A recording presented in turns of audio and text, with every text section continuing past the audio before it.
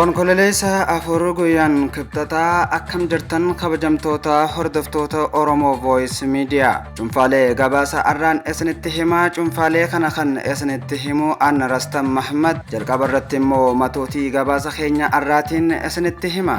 Manni marii ministeerota murteewwan garaa dabarse. Ministeerri muummee Itoophiyaa Dr. Abiy Ahmed Ali Komishinara Komishinii Enerjii Nuukilaraa Itoophiyaa haaraa muuduu isaanii ifoomsan. Dr. Laggasaa Tulluu Jibuutitti ambaasaaddaraa Itoophiyaa ta'uudhaan muudamaa arkate. Ministeerri maallaqaa Ahmad Shidee Daayirektaraa Fandii Kuwait waliin mari'atan. Finfinneetti gamoon sinimaa ammayyaa tajaajilaaf banaa ta'ee jiraachuun himame. Pirezidaantiin Masrii badhaasa Naayil Koolaar Tiraamp badhaasuuf akka deemu himuudhaan Tiraampiis hidha haaromsa Itoophiyaa ilaalchisee akeekkachiisa haaraa kennee jiraachuun gabaafame. Kanneen matootii cuunfaalee gabaasa keenya kan guyyaa arraatii amma immoo bal'ina gabaasa keenyaattiin isin dabarsaa hanga xumuraatti na waliin tura. Manni marii ministeerota murteewwan garaa dabarse. Manni marii ministeerota walgayii idilee 49ffaa guyyaa arraa taa'een dhimmoota garaa irratti mari'achuun murtoo dabarsee jiraachuun dhagahame. Haaluma kanaan manni marichaa Komishinii Anniisaa Niwukilaraa hundeessuuf dambii ba'e irratti mari'atee jiraachuus ifoomse. Komishinichi Teekinooloojii Niwukilaraa karaa nagaan ammattoowwan idila addunyaa waliin haala walsimeen waliin gahinsa humna elektirikii, misooma industirii, wabii nyaataa fi tajaajila fayyaa dameewwan saayinsii fi qo'annoo keessatti fayyadamuuf tattaaffii taasiftuu hoogganuu fi qindeessuun itti gaafatamaa akka qabaatuuf dambichi qophaa'uun eerame jira. Dabalataan manni marichaa kafaltii tajaajila Inistituutii Teekinooloojii Bishaan Itoophiyaa kafalchiisu murteessuuf dambii ba'e irratti mari'ate. Dhaabbatichi tajaajila qo'annoo ce'umsa teekinooloojii leenjii gochaa irratti hundaa'ee fi gorsaa akkasumas tajaajila laaboraatoorii ispeeshaalaayizidii kennuu gatii madaalawaa hawaasaaf dhiyeessuun baasii isaa guutumatti uwwisuun galii keeysoo isaa guddisuuf dambii kafaltii tajaajilaa qophaa'uun dhiyaachuun ibsame. Kana malees manni marichaa dambii waajjira deebii kennaa balaa sodaa hundeessuu fi hamma galii fandii walitti qabamu murteessuuf bahe irratti marii cimaa gaggeessee jira. Haaluma kanaan manni marichaas dhimmicha irratti bal'inaan eega mari'ateen booda dambichi gaazixaa Nagariit irratti guyyaa maxxanfamee bahe irraa eegalee hojiirra akka oolu sagalee guutuun murteessee jira.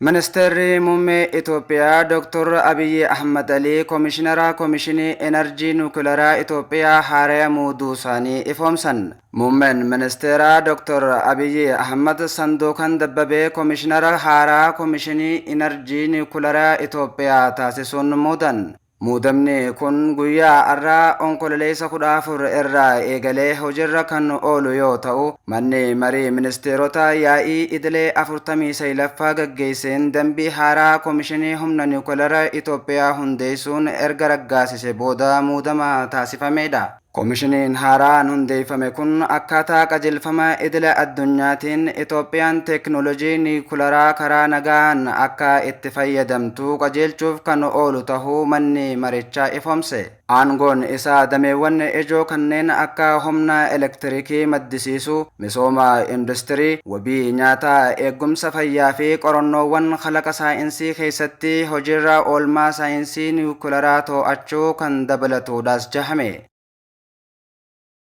Dr. Laggasaa Tulluu Jibuutitti ambaasaaddaraa Itoophiyaa ta'uudhaan muudama arkate. Ambaasaadar Dr. Laggasaa Tulluu ministeerri tajaajila koominikeeshinii mootummaa duraanii Jibuutitti ambaasaaddaraa Itoophiyaa ta'uun muudama haaraa arkate. Ministeerri dhimma alaa Itoophiyaa guyyaa arraa ibsa baaseen ambaasaadar Dr. Laggasaa Tulluu muudama isaanii kana fudhachuun pirezidaantii mana murtii federaalawaa duratti sirna kakuu raawwatee jira. Sirna kakuu kanarratti pirezidaantiin Itoophiyaa Taayyee Atsiqasillaasee ambaasaadara haarawaa ta'uun kan muudaman Dr. Laggasaa Tulluu walitti dhufeenya biyyoota lamaan jidduu jiru gabbisuuf akka hojjetan gaafatanii jiran. Sirna kakuu kanarratti ministeerri dhimma alaa Itoophiyaa Geediyoon Ximootiyos akkasumas deetaan ministeera dhimma alaa obbo Biraanuu Tsaggaayee irratti argamanii jiran. Ministeerri maallaqaa Ahmad Shidee Daayireektara Fandii Kuweet waliin mari'atan.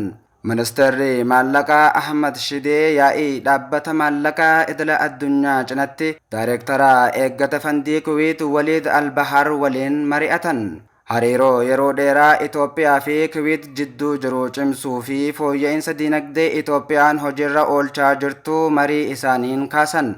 Dabalataanis dameewwan misoomaa dursi kennamuu fi qabuu fi deeggarsa Fandii Kuweetiin pirojektoota misoomaa Itoophiyaatti hojjetamaa jiran ilaalchisee mari'achuutu ibsame. Ministeerri Ahmad wayita kanaa haala idaan itti hir'atu dabalatee hojiilee riiformii mootummaan hojjechaa jiru akkasumas hirmaannaa damee dhuunfaa fi hojiilee misoomaa ijoo dursi kennamuu fi qabu irratti ibsa kennan. Haala buufata xiyyaaraa haaraa Itoophiyaan ijaaraa jirtu maallaqaan deeggaruun itti danda'amu irrattis kan mari'atan yoo ta'u, hojiilee bu'uura misoomaa daandii irratti deeggarsi Fandii Kuweet murteessaa tahuu obbo Ahmad kaasan.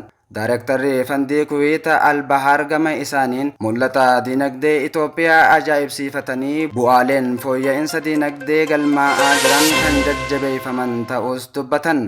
Dhaabbanni isaanis pirojektoota misoomaa gurguddoo dabalatee hojiilee misoomaa Itoophiyaatti hojjetamaa jiran deeggaruu cimsee akka itti fufuu mirkaneessanii jiran.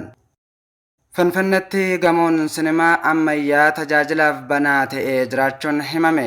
Kantiibaan magaalaa Finfinnee aadde Adaanech Abeebee gamoo sinimaa ammayyaa fi guddicha eebbisuun tajaajilaaf banaa godhuun himame. Aadde Adaanech miidiyaa hawaasummaa isaaniin har'a ogeeyyii aartiif aagaa dabalataa kan ta'e kompileksii sinimaa ammayyaa ijaarsifnee xumuruun hojii eegalchiifnee jirra jette. Gamoo sinimaa fi tiyaatiraa daa'immanii fi dargaggoota gosa isaan kan jalqabaa tahe dhiyeenya eebbisuun kan yaadachiisan aadde Adaanech Abeebeen ammas industirii fiilmii addunyaan irra geesse bira gahuuf akkuma karoorfannetti kompileksii sinimaa guddicha tajaajilaaf banaa goonee jechuun ifoomsite. Gamoon abbaa darbii 15 ta'e kun bal'inaan kaaree meetiraa 24,000 akka qabuu fi bakka dhaabbii konkolaataa gulantaa 4 kan qabu ta'us eeran. Galmoonni sinimaa 2 daa'imman 592 fi namoota of beekoo 887 qabachuu danda'an sirna sagalee qulqulluu teekinooloojii ammayyaan kan hidhame ta'uun himame.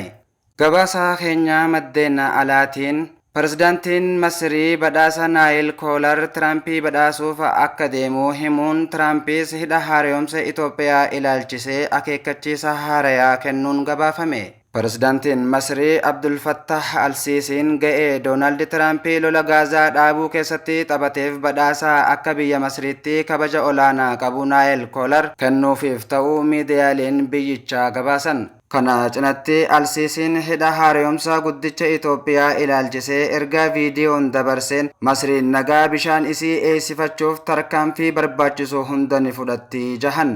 Kana kan dubbatan Kaayiroo Water Week 8ffaa irratti yoo ta'u yeroo Itoophiyaan itti gaafatamummaa malee dhimma Abbayaa irratti murteessitu Masiriin harka marattee hin ilaaltus jahan.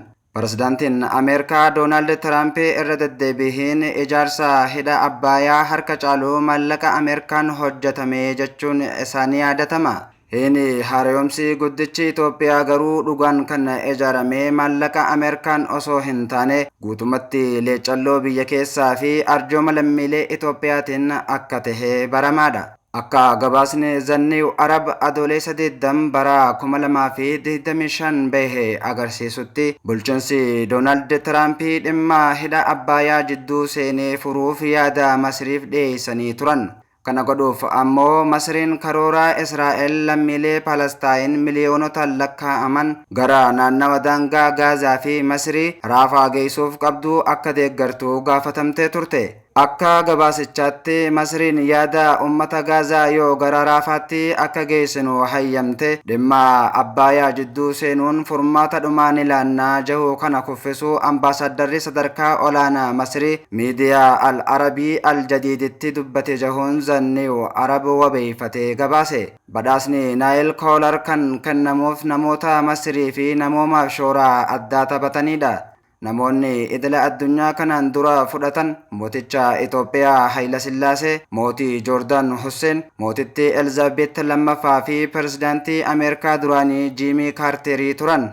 Eegan kabajamtoota hordoftoota keenyaa cuunfaaleen gabaasaa arraaf jennee walitti qindeeffannee kan hanga ammaa ture yeroo yerootti gabaasaaleen adda addaa kan biyya keessaa fi alaa akka isin dhaqqabuuf toora fuula Facebook Oromoo Voice Media follow like share godhuun YouTube keenyas subscribe godhuun nu hordofaa jechaa hanga sagantaa biroon walitti deebinu nagayaan nuuf tura.